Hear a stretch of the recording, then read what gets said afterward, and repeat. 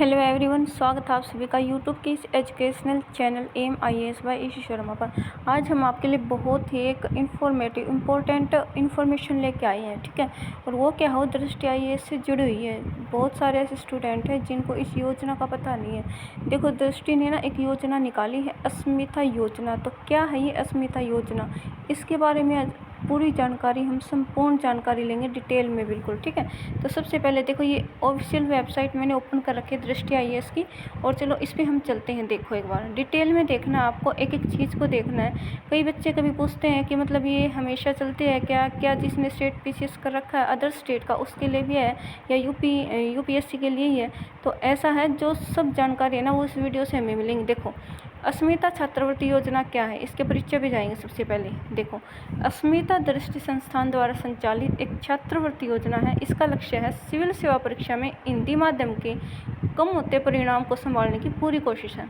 देखो भाई, विकास देवकीर्ति सर हैं जो इस संस्था को चला रहे हैं। उन्होंने क्या सोचा है कि जो हिंदी माध्यम के जो स्टूडेंट है ना, लेकिन ये योजना है ना सिर्फ हिंदी माध्यम के स्टूडेंट के लिए ही है।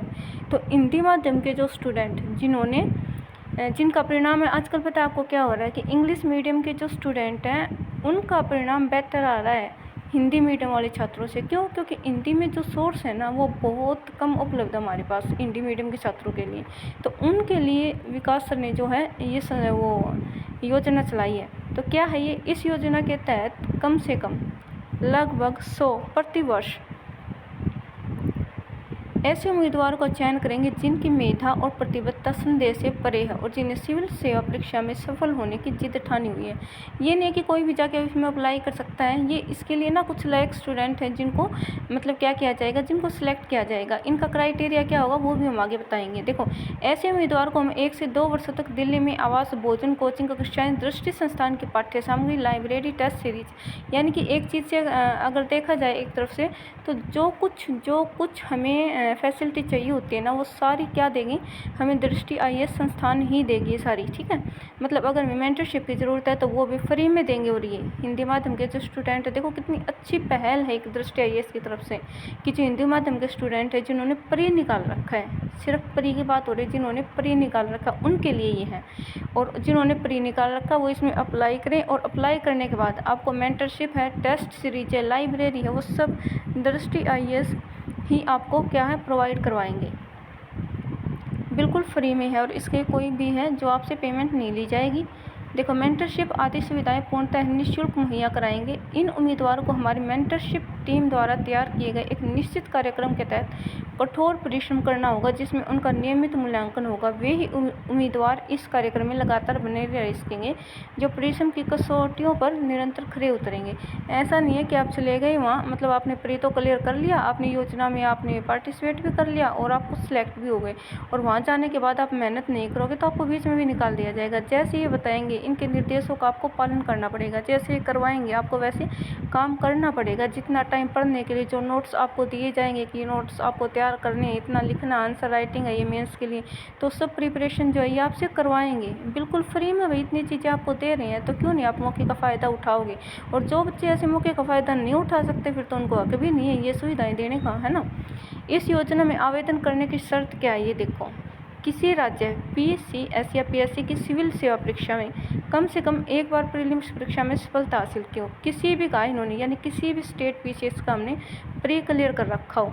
ये नहीं है कि सिर्फ UPSC ही, किसी भी स्टेट का, UP PCS का भी अगर आपने प्री क्लियर कर रखा है, UK SSC का, उत्तराखंड PCS है, उत्तर प्रदेश PCS है, या फिर हरियाणा का है, या फिर आप किसी भी स्टेट का ले लो, आप पंजाब का ले लो, किसी भी स्टेट का अगर आपने प्री क्लियर कर रखा है तो वो भी जो है उम्मीदवार इसमें भाग ले सकते हैं।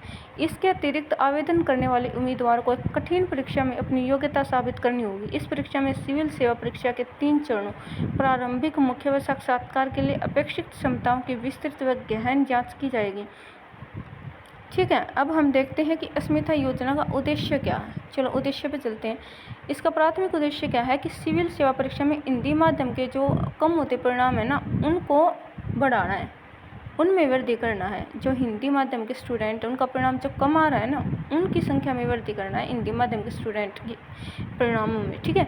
इस योजना का यह भी लक्ष्य है कि हिंदी माध्यम से सिविल सेवा परीक्षा देने वाले मेधावी जुझारू विद्यार्थियों को हर संभव मदद की जाए ताकि उन्हें भाषाई नुकसान न झेलना पड़े। मतलब ऐसा ना हो कि भाई जो इंग्लिश माध्यम के स्टूडेंट हैं उनके लिए बहुत सारे सोर्स जो है प्रोवाइड करवाए जाते हैं, यूट्यूब पे भी बहुत सारे टीचर्स हैं, लेकिन हिंदी वालों को जो है ना दिक्कत आती ही है, ठीक है।